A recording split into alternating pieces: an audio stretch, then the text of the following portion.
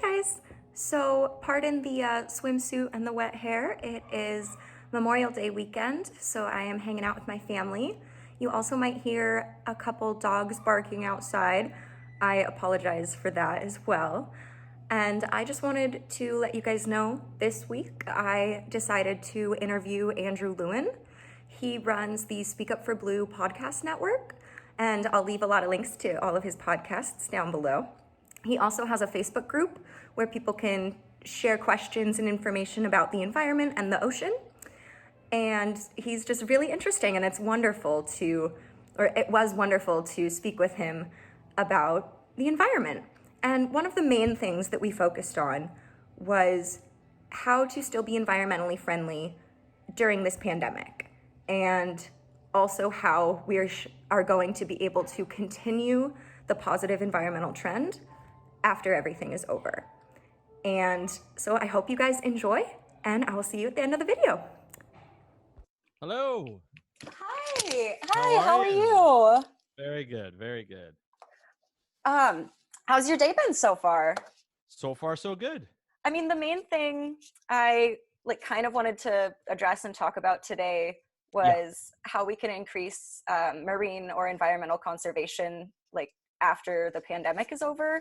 Because I know we've seen I don't know quite how to word it, but an upward trend of environmental conservation and health, because no one's traveling and absolutely, yeah. It's been wonderful. It's like, a lot of people have been saying, they're like, oh yeah, I wonder whatever happens if we just stop doing stupid stuff. Like if we just stop the world as it is. Well, now we know. Exactly. Now we know. We can see it really helps the planet. Yeah, exactly. It's like if we just take ourselves away from the equation, the planet will survive. Yeah. Let's see if we can do it with us here. With us, right. The best of both worlds there. Yeah, exactly. I love the podcasts. I've been super inspired by your entire podcast network. Thank you. And love it. I actually purchased the Kraken dice from. What? Nice. So, I mean, going a little bit into the whole pandemic environmental stuff, what are some of the specific effects that you've noticed since we've been in self-isolation and quarantine?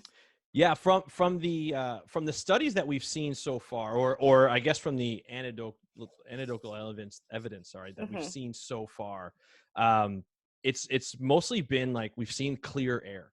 You know, air above Italy is fantastic.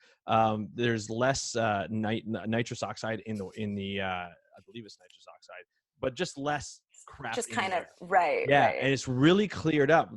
Less cars, less flights, less trucks, less shipping around the world. We've just seen air just clear up, which when you look at it from a climate change perspective in the obviously this is hopefully just going to be short term. Yeah. But when you look at it from a long-term point of view, you're just looking at it and you're saying, holy cow, we can actually clear up the air and we can actually fix climate change if we need it. Now, obviously oil in the tank is taking a nosedive, and that helps that not many people are drilling, and not many people are driving, and not many people, and so forth. So it just goes to show with the air doing well, water's clear. Like in Venice, the water's actually clear.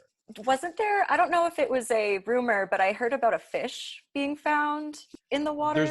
There's actually more fish being found. There's some jellyfish. Yeah. There was a rumor that there was a dolphin in the canal, but I think that got debunked. But regardless, if I've never been to Venice, from what I hear and from what I've seen, the water's not very clear. It's fairly polluted. Yeah. And so with that, to see it clear within a couple of months, just from people not being out and about, it just goes to show you that if you take the human element out, there's so much disturbance that we provide, you just get a clear environment. It can heal itself quickly. It will, and that's something that I noticed too, the effects that it's had. I mean, quarantine has only been going on since February, March, and we're already seeing, like you said, the clean air and the clean water. Yeah, I mean, it's just amazing. And even on a personal note, I don't know if you've noticed, but just like in my neighborhood, I live close to downtown, the city that I live in, Hmm. Burlington. Not a big city, 200,000 people, so a fair size, right? Yeah. But I've seen more wildlife in my neighborhood than I've ever seen before. Oh Like yeah. I live in a quiet area, but people are seeing foxes more. We're seeing birds come by, ducks like in the middle of the street, and it's just more than usual. And you can just Right. see that it's like, oh, they see humans aren't out and about all the time, and so now Yeah. we're seeing that you can see ducks in the middle of the street, or That's that you wouldn't amazing. normally see, or foxes that would come out in the middle of the night. Yeah. Yeah. And different animals because of different ecosystem climate. But I've seen so many coyotes just like Yes. in the middle of the street, just walking, and it's like 8 o'clock or 9 o'clock in the morning, so it's not Yeah. when they're normally out. And I think they just love the lack of people. Oh, for sure. I mean, you got to think about, we're their biggest predator, right? Yeah. In this area, like in a residential neighborhood, we're their biggest predator. So they want to stay away from us as much as possible. Now, they Yeah. are normally nighttime predators, Right. but if you see them out in the morning a little bit more, that means they have more chance to feed, and that's a good Hmm. thing for them. Yeah.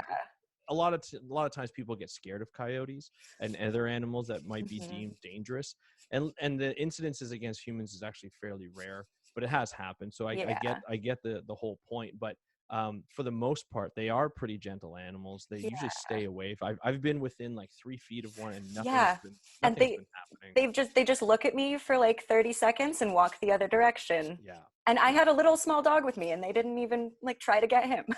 No, exactly. And a lot of times they don't. I mean, certain areas they do get aggressive, but a lot of the Yeah. times it's because they're protecting a den or protecting a young one, or they're Mhm. really hungry and they need to feed. Right. We are a threat to them, so they don't want to be around us, even if we have a Yeah. small dog or even small children that people They always could, worry about. yeah, yeah. Yeah. And I think, Yes. and that's aside from all the construction and habitat issues that we've caused. So, Well, exactly. I mean, you think about like a residential neighborhood that may not have been there 40 years ago. That was yeah. prime habitat for these animals, and now the habitat's gone, so they're adapting. And Right. people are like, oh, well, they're not scared of us as much anymore. Well, it's because they've They've, adapted. They're they've used. had to like, right, right. Yeah, yeah. So if you're too scared, you're never going to feed. You're never going to come out, and you got to feed at some point, right? Exactly. They've kind of gotten used to us. Yeah. However, when we're not here, they thrive. Yeah, exactly. Like, I'd love to see I wonder what I think it'll be interesting to see a lot of the scientific studies that come out after this. Yeah. I'm sure people are doing like when they're allowed to go out, they're going to do some scientific studies to see Mhm. how much closer animals come to the shore, Right. in the ocean, to see if Yeah. there's like more dolphins coming closer to the shore to feed, or sharks or anything like that. If there's more diversity there because of less disturbance, and I think that'll be interesting to see when the studies come out, all the Mhm. different effects. We'll really see if there was really that big of a change. I mean, now we're starting to see some pretty cool evidence of it, just in terms of water clarity and less pollution and so forth. Yeah. But we're really seeing some good things. Now we're also seeing some negative things that I've seen, and I can't be a good conservationist without talking about negative things. Addressing both, right? Yeah, exactly. And one of the things that I've seen, that I've noticed, and I'm a big proponent of reducing our plastic, I've definitely, yep. right? On the podcast, we talk a lot about Yeah. that. And when I go to the grocery store, a lot of times I'll bring reusable bags, or if I don't, I'll just pack everything up individually In the, if I right. forget, right? So now what I've noticed is, now that a lot of times we can't go to the grocery store, or it's not in our best interest, or not in a lot of people's best interest to go to the Right. grocery store, they get it delivered. Well, when you get it delivered, It's like covered in packaging. covered in packaging, and it comes in plastic bags. It doesn't Yeah. come in renewable bags, and you can't avoid it, because you ask them, they're like, can you put this in and we're like, well, we're there. A lot of the grocery stores have quickly changed to this delivery system. They've always had it, but never to this level. Right. And so they're not used to just saying that. And I bet you a lot of people wouldn't like the fact that they're adding on a charge for a reusable For the bag, reusable, yeah. and they're not going to use yours. Yeah.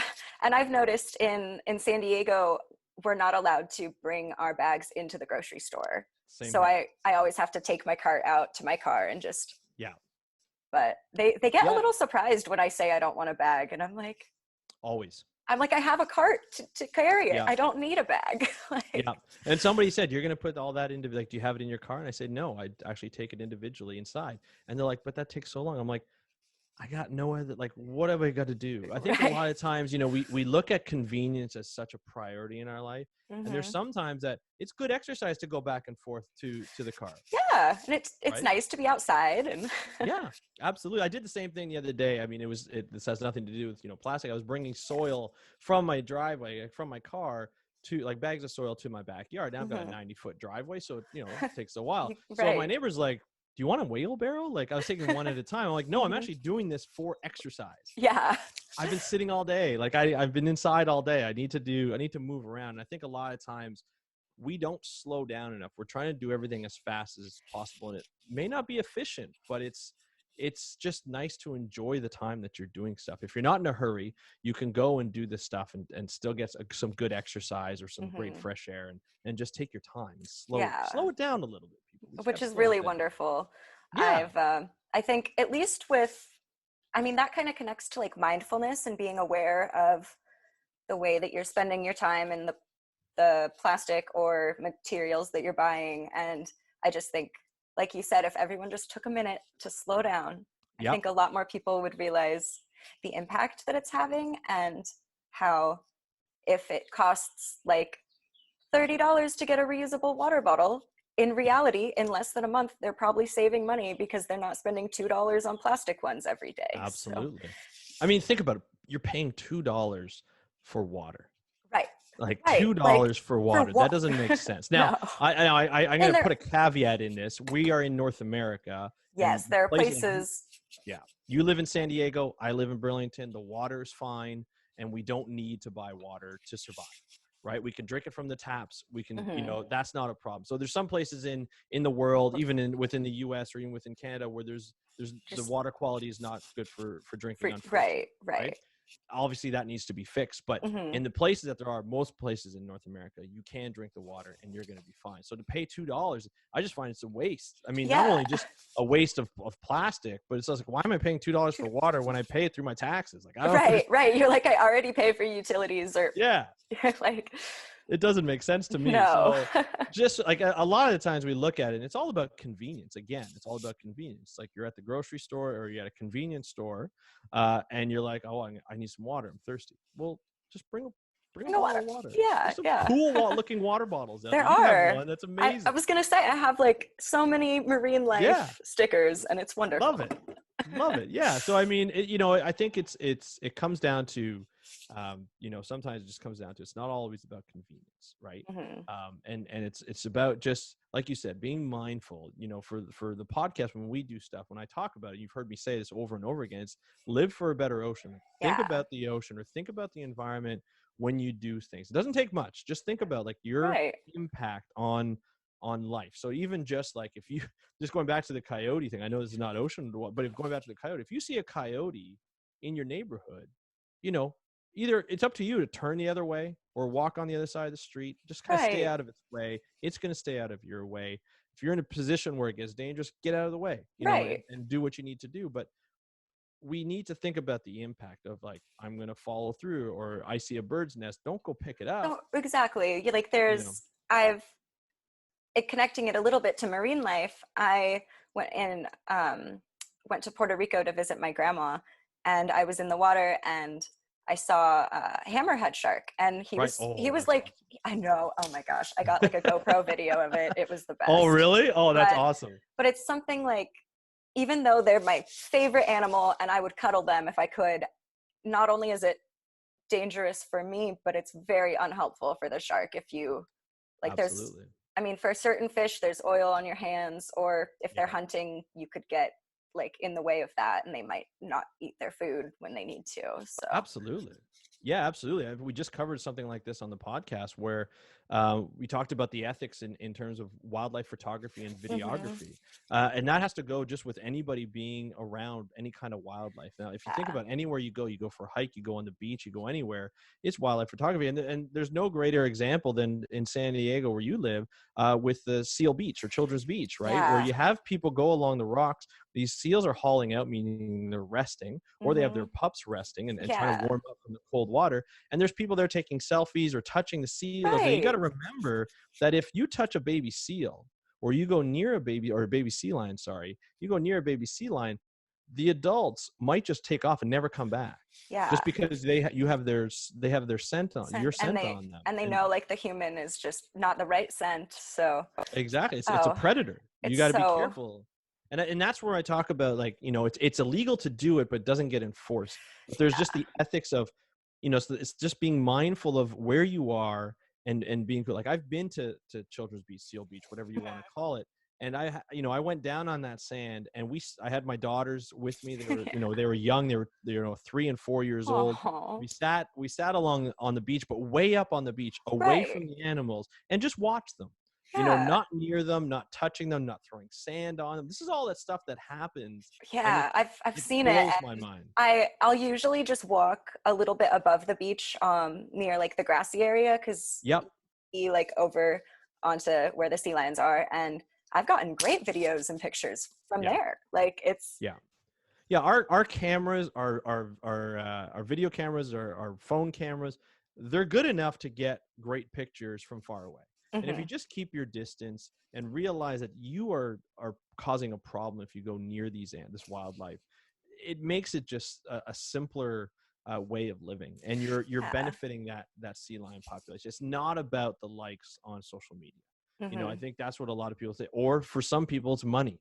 They get sponsors from these great photographs and stuff. But I'll tell you, the real, like the National Geographic photographers, the professional photographers, you'll see them stay way back just to get the perfect shot. And if they can't, they won't get it. They'll understand. It's not my day today. Yeah, which is amazing. And I think a lot of that, well, it's obviously that, or it seems obvious that they're doing it for care of the environment that they have. But it's also nice because if you get too close to an animal, he might run away, and then you can't get that really cool position that he's in. Absolutely. And you might be scaring them away from food. You might be scaring them away from a young one that they're taking care of. You never know what you're doing to them. They may never come back to that place, and that place could have been beneficial to them. Right. Our disturbance just by being present is a lot more impactful than we think. And we just don't realize that. And I think people just need to think about that. Most of the time, I don't think they mean harm. I just think it's just out of ignorance, and we all are ignorant sometimes, in terms of what we do. I've seen divers touching everything, and I don't get it. Right. Yeah, and I think, kind of like you said, which is one of the reasons why I love your podcast network so much, is they don't try to do it on purpose. And if you just educate people, then they'll know what to do in the future. I just focused on the fact that, because I love that sharks aren't the big predator that everyone thinks they are, and also that you need to like respect them. I tried very hard to be, you can love them and want to protect them, but you also want to keep your distance, like we were saying. Absolutely. Yeah, for sure. I mean, and it's for multiple reasons. Like, you have to realize that they are a predator, right? And that's their job. Like, that's their teeth function. They have teeth. They need to eat, and they will mistake you if they do, and it's not going to be pretty. Yeah. And that's where the education of what to do when you're in the water, how to act, what not to wear, what not to do, that kind of thing. It's the same reason why I will not get in the same water as an orca. Orcas are beautiful animals. Right? They're known to be a very gentle animal to humans, and there's never been a reported incident in the wild with orcas. However, they are the apex predator in the ocean. And they're huge. They're huge. They're massive. They're like 65 feet long, and so you have to respect that. You have to respect their place in the ocean and not be in the water at the same time. Now, sometimes you can't avoid it. They're very fast, and they come up and never even know. I know you've seen videos with, I've seen the most recent one that I've seen is a paddle boarder I think it was in New Zealand, was paddle boarding, and the orca just came right underneath. And I don't even think I think it was a woman, I don't think she even knew that it was underneath her. Wow. But you can see it from a drone above, and it was just probably one of the most beautiful things you've ever seen. But it's still, you have to be careful. They are curious animals, and they tend not to hurt humans in the wild, but you still have to respect them as what they are, and they are a predator. And the way I like to think about it is, like, if you see a child who's a cute child, all kids are cute, not your child, but you see a child, you're not going to go up and pat him on the head. No, that's wrong. Right? Yeah, it's very obviously Yeah, Like everyone can, knows yeah, you can get in trouble for that, that. right? Right, right. You should have the same sort of feel for any kind of animal that you go out to. Mm-hmm. You stay away, observe, no problem with observing, Mm-hmm. stay out of the way, and you enjoy. You can just say you went home. I had a really great time. I saw sea lions on the beach. Like it's a fantastic feeling. You Right. don't always have to feed them, and you don't always have to touch them. That goes with Mm-hmm. any kind of wildlife, in my opinion. Yeah, definitely. So I know one of the biggest things we talked about was the clean air Mhm. because of all the travel bans. Yeah.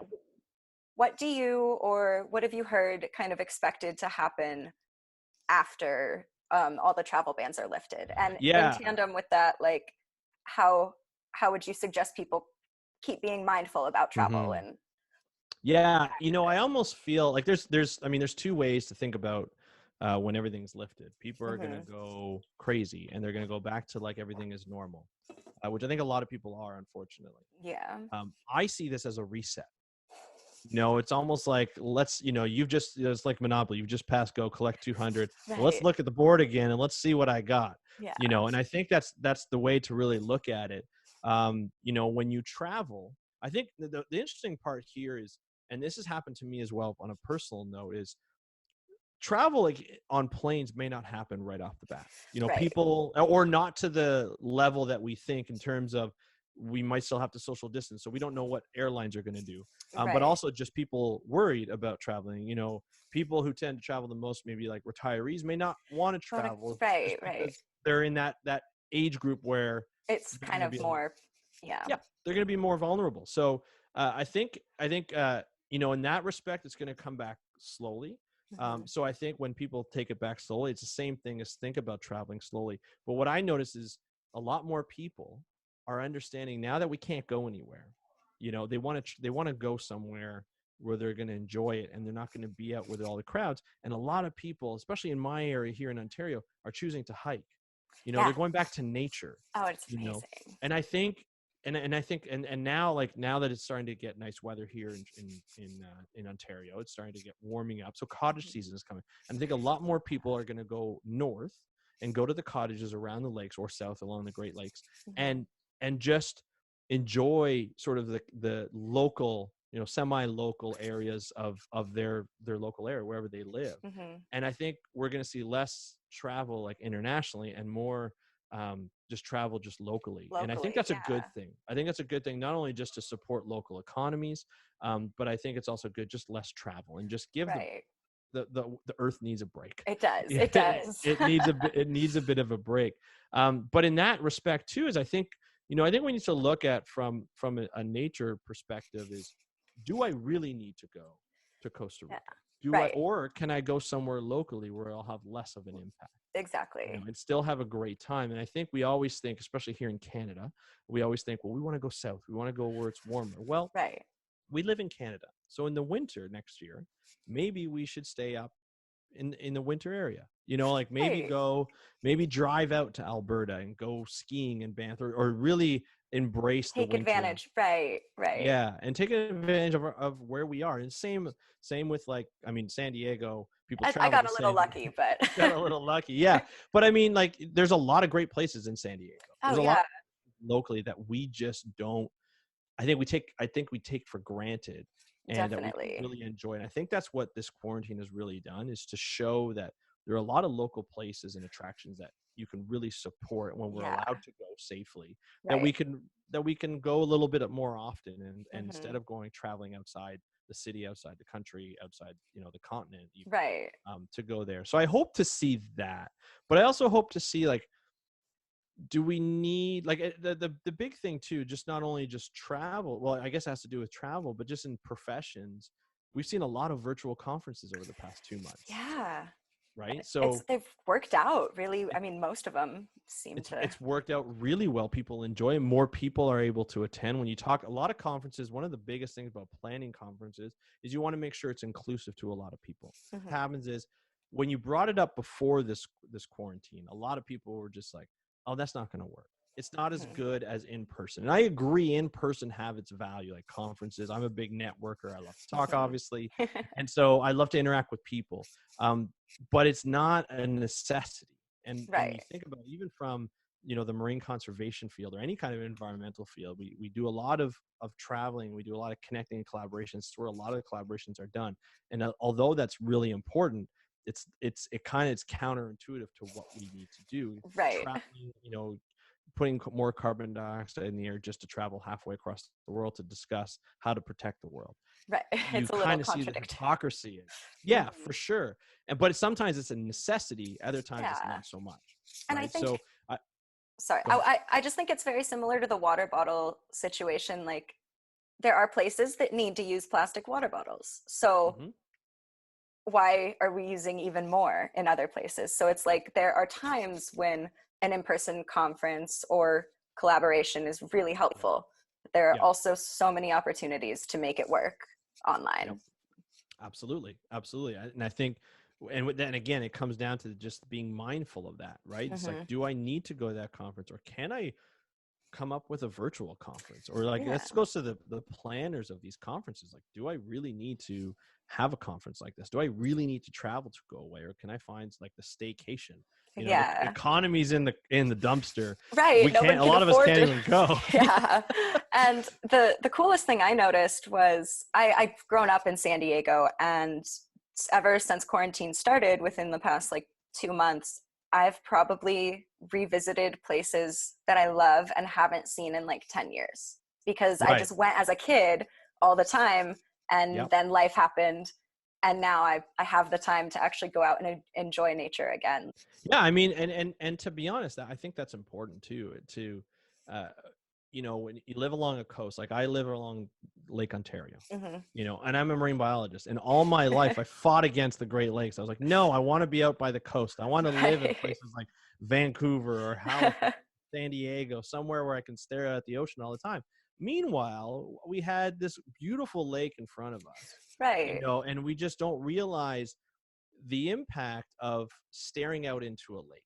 And it wasn't until I read the book The Blue Mind by Wallace J. Nichols, and it's a book that really dives into how the brain works in conservation. Hmm. So every time we want to go away, we want to be by the water. Have you noticed that? It's always like cottages or by a beach with blue water. Hmm.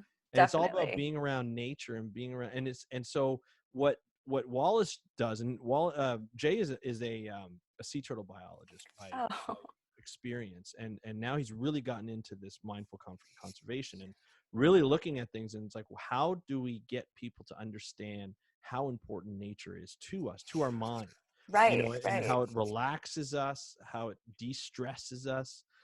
It's almost like like a bit of a meditation, and It really is. there's nothing better than looking out on a balcony and looking out into the ocean. Oh, it's amazing. And Right. that actually has to do with a little bit of my channel and my Instagram and just what I'm trying to start doing, where my tagline is take care of yourself so that you can take care of the planet. And so because I think it's really important to address your mental health and address environmental health because they're so interconnected. Like you said, Absolutely. it de-stresses you. It's very meditative, and If you're along a coastline, whether it's a lake, sometimes even a river, just hiking along the river is really soothing, or being out in nature Mhm. is really soothing, whether you're hiking up a mountain or hiking down a mountain or going to a forest, or whatever that might be, scuba diving, snorkeling, whatever that might be.